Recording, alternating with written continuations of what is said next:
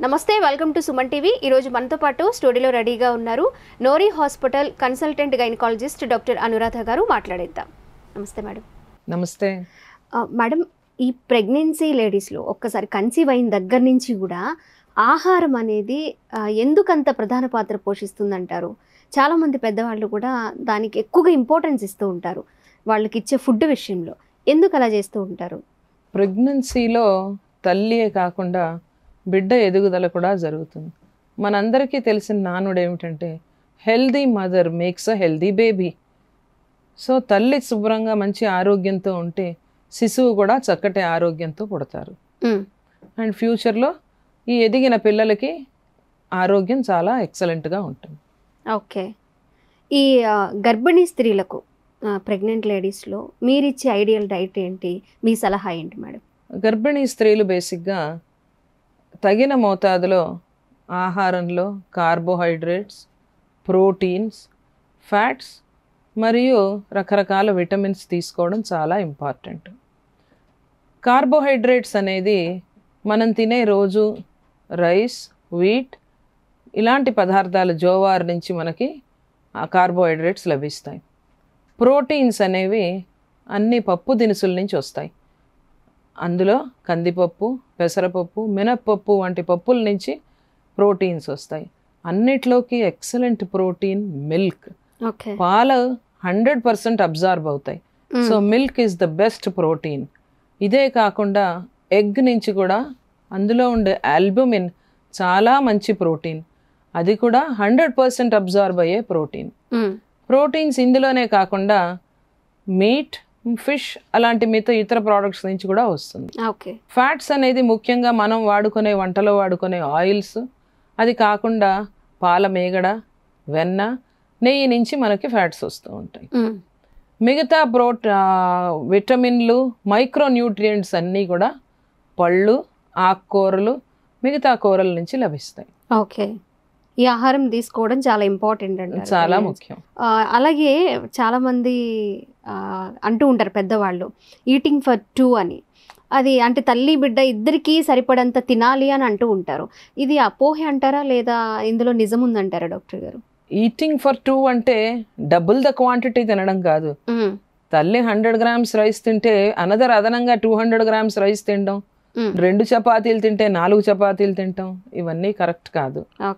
రోజు తినే ఆహారంతో పాటు అదనంగా పాలు 600 ml అంటే సుమారుగా 2 గ్లాసుల పాలు, ఒక 2 కప్పుల పెరుగు, ఇవి కాకుండా పళ్ళు ముఖ్యంగా ఎక్కువ మోతాదులో తీసుకోవాలి. ఇవే కాకుండా బాదం పప్పులు, జీడిపప్పులు, ఖర్జూర పళ్ళు చాలా మంచివి. ముఖ్యంగా అందులో బ్లాక్ డేట్స్, కిస్మిస్లు, బ్లాక్ రైజిన్స్, ఇవే కాకుండా వాల్నట్స్ నుంచి మనందరికీ కూడా ఒమేగా 3 ఫ్యాటీ యాసిడ్స్ లభిస్తాయి. సో ఇవన్నీ చాలా ముఖ్యం. ఓకే. అలాగే ఆ మదర్ యొక్క బిఎంఐని బట్టి ఆహారం అనేది మనము సజెస్ట్ చేస్తూ ఉంటారా డాక్టర్ గారు? తప్పకుండా. సపోజ్ బిఎంఐ కానీ చాలా ఎక్కువ ఉంది, అబౌవ్ 30% ఉంది, అలాంటి వాళ్ళు ఆహారంలో ముఖ్యంగా ఫ్యాట్స్, ఆయిల్స్ చాలా తగ్గించేయాలి. స్వీట్లు కూడా తినడం అంత మంచిది కాదు. ఎందుకంటే బిఎంఐ ఎక్కువగా ఉన్న వాళ్ళల్లో మనం చాలా మటుకు రకరకాల మెడికల్ ప్రాబ్లమ్స్ చూస్తాం, బీపీ, షుగర్, థైరాయిడ్ వంటివి. అందుకు దానికి ప్రకారం ఆహారపు అలవాట్లు మార్చుకోవాలి. లో బిఎంఐ అంటే 25 లోపు ఉన్నవాళ్ళు కడుపు నిండా శుభ్రంగా హ్యాపీగా రొటీన్గా తినే భోజనం హ్యాపీగా తినచ్చు. Okay madam. అలాగే ఇప్పుడు నార్మల్ ప్రెగ్నెన్సీ కంటే కూడా ఈ ఐయుఐ, ఐవీఎఫ్ ద్వారా ఈ కమల పిల్లలు, అలాగే ఇది 3, 4 ఇలా కూడా పుడుతూ ఉన్నారు, మనం చూస్తూ ఉన్నాము. వాళ్ళు ఇలాంటి టైంలో వాళ్ళకి హెల్త్ ఇష్యూస్ ఎక్కువగా వచ్చే ఛాన్సెస్ ఉన్నాయి. ప్రెగ్నెన్సీలో చాలామంది షుగర్ అని, థైరాయిడ్ అని ఇలాంటివి చూస్తూ ఉంటాం. వీళ్ళలో ఇంకెక్కువ అవుతున్నాయి, ఎక్కువ కాంప్లికేషన్స్ వస్తూ ఉన్నాయి. అలాంటి వాళ్ళు ఎలాంటి జాగ్రత్తలు తీసుకోవాల్సిన అవసరం ఉంటుంది? అలాగే వాళ్ళు తీసుకునే ఆహారంలో ఏమైనా చేంజెస్ ఉంటాయా? ఈ మధ్యకాలంలో చాలా వింటున్నాం, థైరాయిడ్, బీపీ, షుగర్ పేషెంట్లు చాలా ఎక్కువైపోయారు ప్రెగ్నెన్సీలో. థైరాయిడ్ ప్రాబ్లమ్స్ ఉన్నవాళ్ళు అయోడిన్ ఎక్కువ ఉన్న పదార్థాలు తీసుకోవాలి. ముఖ్యంగా ఉప్పులోనే మనకు రొటీన్గా లభించే ఐరన్ ఉంటుంది. ఈ మధ్య చాలా ఫోర్టిఫైడ్ సాల్ట్ వింటున్నాం, అయోడైజ్ సాల్ట్. సో చాలా మటుకు దాన్ని వాడుకుంటేనే అయోడిన్ ఆహారంలో లభిస్తుంది. తర్వాత బీపీకి ఇన్ఫ్యాక్ట్ ఉప్పే మేజర్ కల్ప్రిట్. ఉప్పు తగిన మోతాదులో తీసుకోవడం ఇంపార్టెంట్. ఉప్పులో ముఖ్యంగా నిలవ పదార్థాలు ఉంటాయి, ఆవకాయలు, పచ్చళ్ళు. ఇవి కాకుండా వడియాలు, అప్పడాలు, మనం తినే ఊరు మిరపకాయల్లో నిలవ వస్తువుల్లో చాలా ఉప్పు ఎక్కువ ఉంటుంది. వాటిని గర్భిణీ స్త్రీలు ఎక్కువగా తీసుకోకూడదు.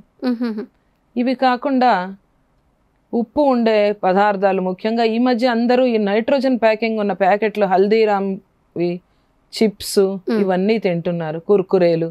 ఇవి అస్సలు మంచిది కాదు, వీటిని అస్సలు తినకూడదు గర్భిణీ స్త్రీలు. అండ్ షుగర్ అనేది కూడా చాలా మటుకు ఎక్కువగా స్వీట్స్ కన్జ్యూమ్ చేయడం వల్ల వస్తుంది ఈ మధ్య. స్వీట్స్ ముఖ్యంగా మన పెద్దవాళ్ళు పూర్వం చేసే ఇంట్లో స్వీట్స్ చాలా మంచివి. బూర్లు, బొబ్బట్లు, చక్కెర పొంగలి ఇవన్నీ చాలా ఐడియల్ ఫుడ్స్. అందుకంటే వాటిల్లో సరిపడ ప్రోటీన్, ఫ్యాట్, కార్బోహైడ్రేట్ పర్ఫెక్ట్గా డిజైన్ చేశారు.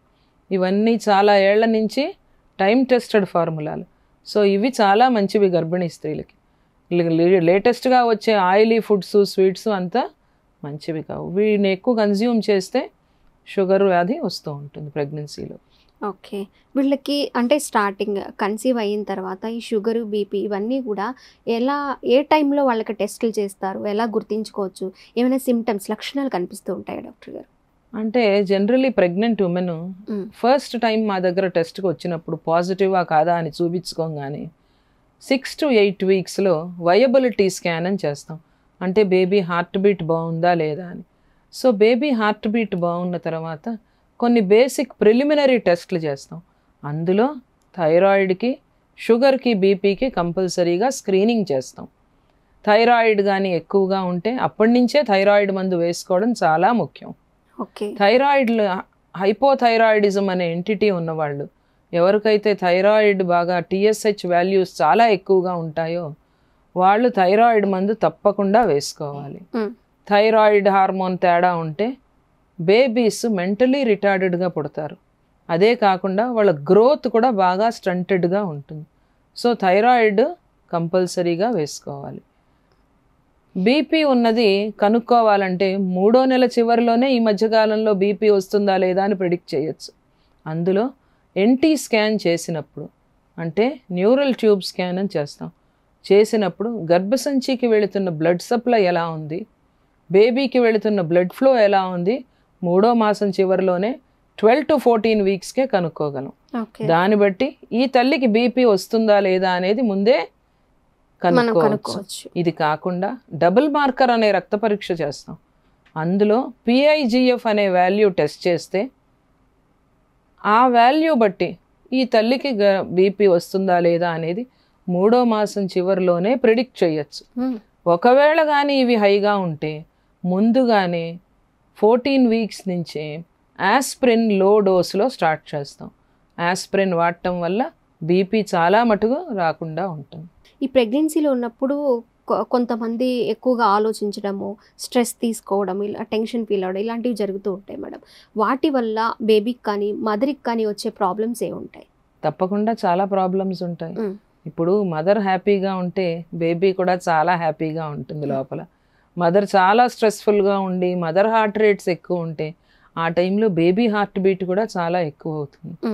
సో వీళ్ళు స్ట్రెస్ అనేది తగ్గించుకోవాలంటే రోజు కొంత సమయం ప్రేయర్ చేసుకోవడం, ఏదో ఒక ప్రేయర్, వాళ్ళు నమ్మిన దేవుడిని ఏవైనా సరే కాసేపు ప్రేయర్, మెడిటేషన్, ప్రాణాయామం చేయడం చాలా ఇంపార్టెంట్.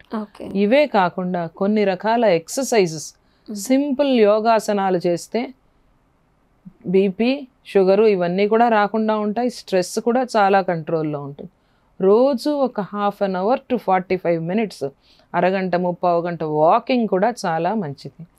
లైట్ ఎక్సర్సైజ్ చాలా ఇంపార్టెంట్. విటమిన్ డి లోపం అని వింటూ ఉన్నాము. అసలు ఈ విటమిన్ డి లోపం అనేది ఎందుకు వస్తుంది, దాన్ని ఎలా గుర్తించాలి, ఏమేమి ఆహారం తీసుకోవడం వల్ల దీన్ని నివారించుకోవచ్చు, ఎలా నిర్ధారణ చేసుకోవాలి అసలు ముఖ్యంగా? విటమిన్ డి లోపం అనేది చెక్ చేయాలంటే మదర్కు చిన్న బ్లడ్ టెస్ట్ చేస్తాం. అందులో విటమిన్ డి వాల్యూస్ ఎలా ఉన్నాయో తెలుస్తాయి.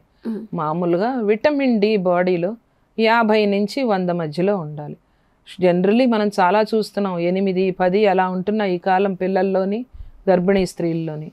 ఎందుకంటే వీళ్ళెవరూ బయట ఆడుకోవడం కానీ ఏమీ జరగట్లేదు, బయట సూర్యరశ్మికి ఎక్స్పోజ్ అవ్వట్లా. అన్నిట్లోకి భగవంతుడు ఇచ్చిన వరం సూర్యరశ్మి, అందులోనే మనకి బోల్డ్ అంత విటమిన్ డి ఉంది. రోజు కాసేపు నూనె రాసుకొని ఒక 1/2 అవర్ to 1 అవర్ కానీ సన్లైట్కి ఎక్స్పోజ్ అయితే అంతకన్నా best source of vitamin D లేదు. ఈ రోజుల్లో అందరూ అందులో ఉండలేకపోతున్నారు. వాళ్ళు రొటీన్ వర్క్ పొద్దున్నే వెళ్ళిపోవడం, సూర్యాస్తమం తర్వాతే ఇంటికి వస్తున్నారు. స్కూల్ పిల్లల దగ్గర నుంచి అందరూ కూడా, వర్కింగ్ మదర్స్, ఫాదర్స్ అందరూ కూడా రాత్రికే వస్తున్నారు చాలా లేటుగా. సో బాడీకి ఎక్కడా సూర్యరశ్మి తగలట్లేదు. అలాంటప్పుడు విటమిన్ డి మాత్రలు సప్లిమెంట్ చేయడం చాలా ఇంపార్టెంట్. ఓకే. అలాగే ఈ ప్రెగ్నెంట్ లేడీస్లో రక్తహీనత అనే సమస్యని ఎక్కువగా వింటూ ఉంటాం డాక్టర్ గారు. కొంతమంది డాక్టర్స్ ఆహారపు అలవాట్లు మార్చుకోవడం, కొన్ని ఆహార పదార్థాలు తీసుకోవాలి అంటూ ఉంటారు. మరి ఎలాంటి ఆహారం ద్వారా ఈ రక్తహీనత సమస్యను తగ్గించుకోవచ్చు అంటారు? రక్తహీనత బేసిక్గా ఐరన్, ఫోలిక్ యాసిడ్, B12 లోపం వల్ల ఎక్కువగా వస్తుంది. అందులో ముఖ్యంగా ఐరన్ వల్లే చాలా వస్తుంది. ఐరన్ డెఫిషియన్సీ అనీమియా అంటారు. మన ప్రధానమంత్రి గారు అనీమియా ముక్త్ భారత్ అని స్టార్ట్ చేశారు. దానికి ఈ మధ్య చాలా ఫ్రంట్స్ నుంచి ఎఫర్ట్ జరుగుతోంది. అందరం లేడీ డాక్టర్స్ కూడా స్కూళ్ళకి వెళ్ళి ప్రెగ్నెంట్ ఉమెన్కి దీని గురించి వాళ్ళకి అవగాహన కలిగిస్తున్నాం. ముఖ్యంగా ఆహారపు అలవాట్లతోనే రక్తహీనత తగ్గించుకోవచ్చు. అందులో ఐరన్ చాలా ఇంపార్టెంట్. మేడం, ఇంకొక డౌట్, నా పర్సనల్ డౌట్ కూడా అది. ఒక్కసారి అంటే ప్రెగ్నెన్సీ ప్లానింగ్లో ఉన్న దగ్గర నుంచి కూడా ఈ iron tablets, folic acid tablets ప్రపంచం అంతా ఇదే వినిపిస్తుంది. ఇవి ఖచ్చితంగా వాడాలి అని, ప్లానింగ్కి ఒక 3 months కన్సీవ్ అయిన దగ్గర నుంచి కూడా వాడాలి. అసలు వాటి ఇంపార్టెన్స్ ఏంటి, అవి ఖచ్చితంగా వాడాలంటారా? యాక్చువల్లీ ఏంటంటే ఈ మధ్య గత కాలంగా అందరూ మ్యారీడ్ కపుల్స్కి ప్రెగ్నెన్సీ ప్లాన్ చేసుకొని 3 నెలల ముందే లేడీ డాక్టర్ని చూడడం చాలా ముఖ్యం. దాన్ని ప్రీ ప్రెగ్నెన్సీ కౌన్సిలింగ్ అంటారు. అలాంటప్పుడే మేము వాళ్ళు ఫస్ట్ విజిట్ వచ్చినప్పుడే వాళ్ళ బాడీలో బ్లడ్ రక్తహీనత ఉందా లేదా, థైరాయిడ్ ప్రాబ్లం ఉందా లేదా, షుగర్ ఉందా లేదా, ఇవన్నీ ముందుగా కనుక్కుంటాం. ఒకవేళ రక్తహీనతగా ఉంటే 3 months ముందే వాళ్ళకి సరిపడా ఐరన్ ట్యాబ్లెట్స్, ఇదే కాకుండా ఫోలిక్ యాసిడ్, B12 కూడా చాలా ఇంపార్టెంట్. వీటిని 3 నెలల ముందే సప్లిమెంట్ చేస్తాం.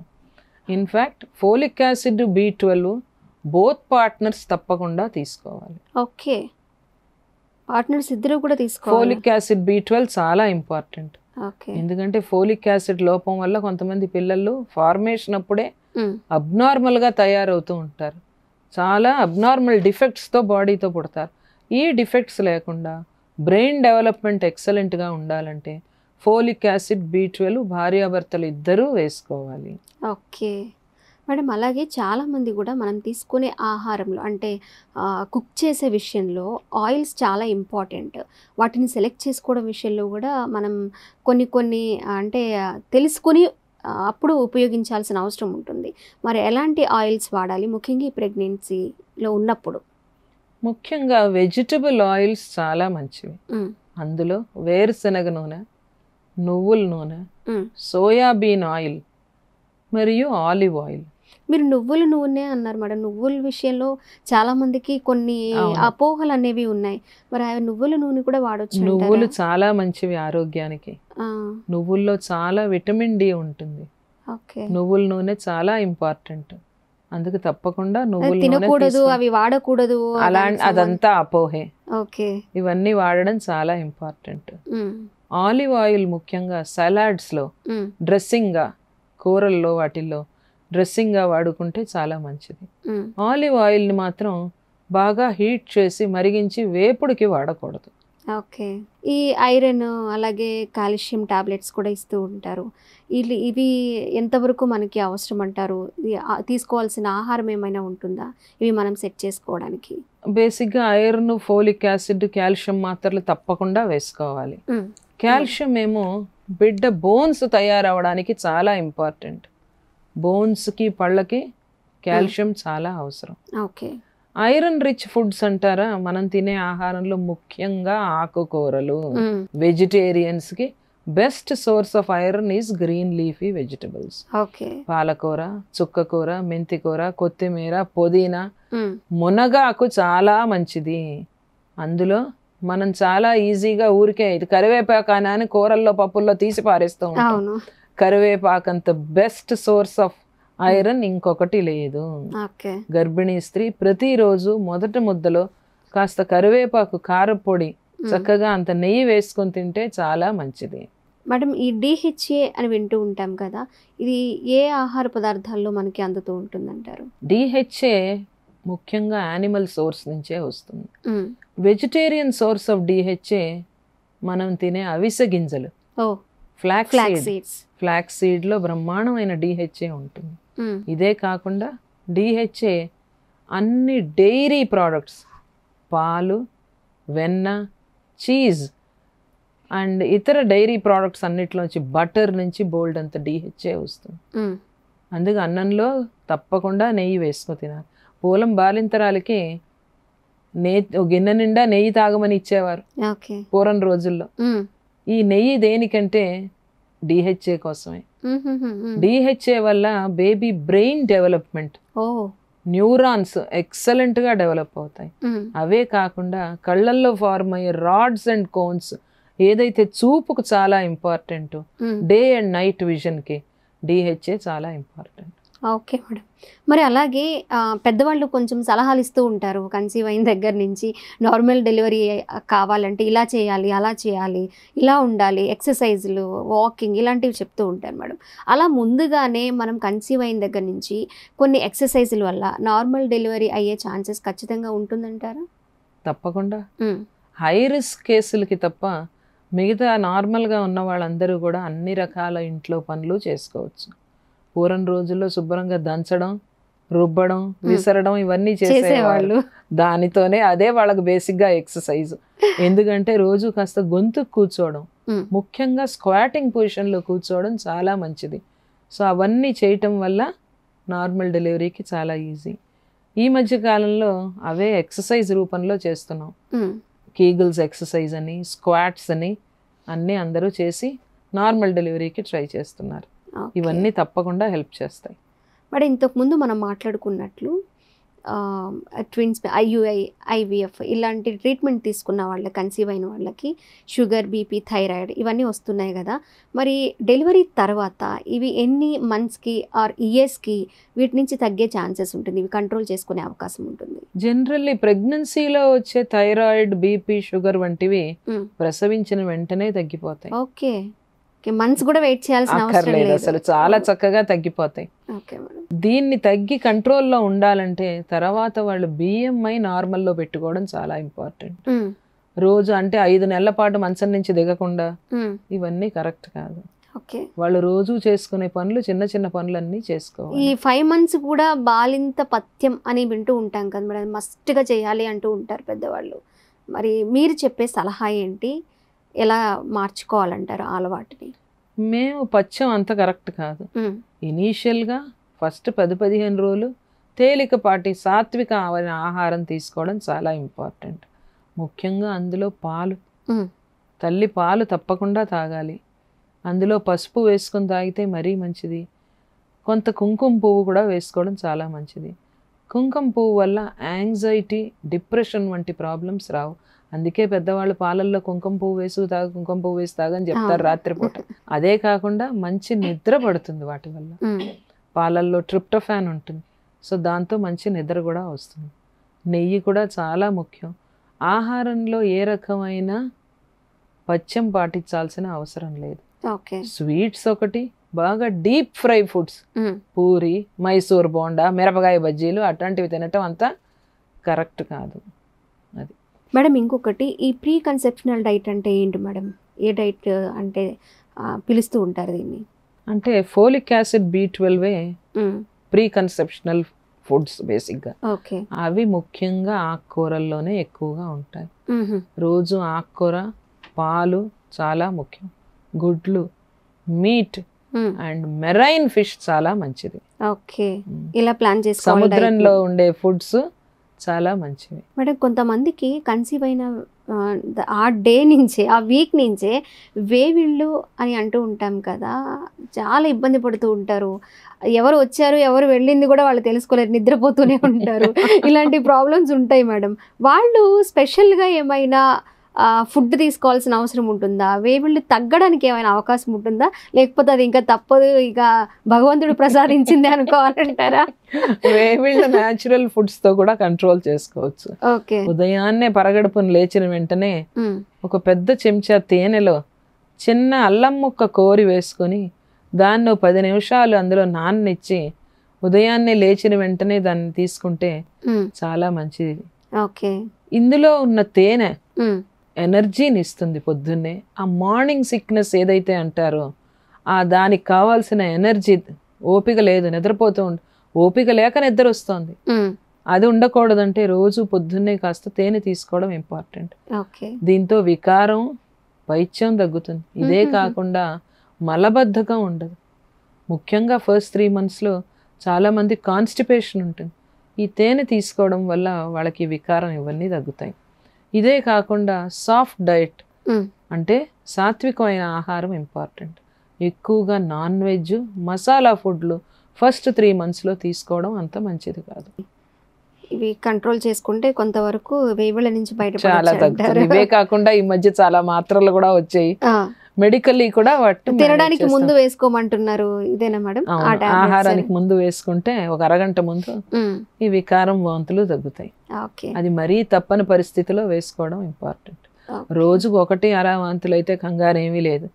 తిన్న ప్రతిసారి వాంతి అయిపోతుంటే అది ఇంపార్టెంట్. అలాంటి వాళ్ళకి ఆ వాంతులు మాత్రం చాలా మంది చెప్తూ ఉంటారు, ఏ రైస్ కుక్ చేస్తున్నప్పుడు వచ్చే స్మెల్, లేకపోతే ఆయిల్ స్మెల్, ఇలాంటివి అన్నీ చెప్తూ ఉంటారు. ఇంకా వాళ్ళు ఏం తినడానికి ఉండదు, ఎవరితో టైం స్పెండ్ చేయడానికి చేయలేరు. అలా అది చాలా ప్రాబ్లం అవుతుంది మేడం. ఈ 3-4 months ఎలా గడిచిపోయాయో కూడా తెలియకపోవచ్చు మేబీ వాళ్ళ లైఫ్లో. కరెక్ట్. ఓకే మేడం, డెలివరీ అయిన తర్వాత తల్లిపాలు చాలా ఇంపార్టెంట్. మీలాంటి వాళ్ళు చెప్తూ ఉంటే దాని ఇంపార్టెన్స్ ఏంటో మేము తెలుసుకుంటున్నాం ఖచ్చితంగా. తల్లిపాలు ఎక్కువగా రావడానికి, ఎక్కువ పడడానికి ఎలాంటి ఆహారం తీసుకోవాలంటారు? తల్లి పాలు బ్రహ్మాండంగా ఉండాలంటే ముందు తల్లి మనస్సు ప్రశాంతంగా ఉండాలి, స్ట్రెస్ అనేది ఉండకూడదు. తల్లి పాలు రావడం అనేది సహజ సిద్ధమైన ప్రకృతి అంశం. ప్రతి తల్లి ప్రసవించాక పాలు తప్పకుండా వస్తాయి. సో మనస్సు హ్యాపీగా ఉండడం అనేది చాలా ఇంపార్టెంట్. పాలు బ్రహ్మాండంగా రావాలంటే అన్నిట్లోకి బెస్ట్ ఫుడ్ పపాయ. పచ్చి బొప్పాయితో కూర వండుకు తింటే పాలు చాలా బాగా వస్తాయి. ఇదే కాకుండా బొప్పాయి పండు కూడా చాలా మంచిది. బొప్పాయి పండు తినటం వల్ల మలబద్ధకం కూడా ఉండదు. ప్రసవించాక కూడా ఈ కాన్స్టిపేషన్ ప్రాబ్లం చాలా ఉంటుంది ఫస్ట్ 2 to 3 months. అది కూడా ఒక పపాయాతో సెట్ అయిపోతుంది. ఇదే కాకుండా పాలకూర, మెంతి కూర చాలా మంచివి, దొండకాయ, ఇవన్నీ పాలు బాగా పడతాయి. వీటి వల్ల పాలు తీసుకోవడం కూడా చాలా ఇంపార్టెంట్. ఓకే మేడం, మరి ప్రెగ్నెన్సీ దగ్గర నుంచి డెలివరీ అయ్యేంత వరకు కూడా ఈ 9 months జర్నీ, ఒక ప్రెగ్నెంట్ ఉమెన్ ఎలాంటి కేర్ తీసుకోవాలి, ఎలాంటి ఆహారం తీసుకోవాలనేది చాలా చక్కగా వివరించారు. Thank you so much ma'am.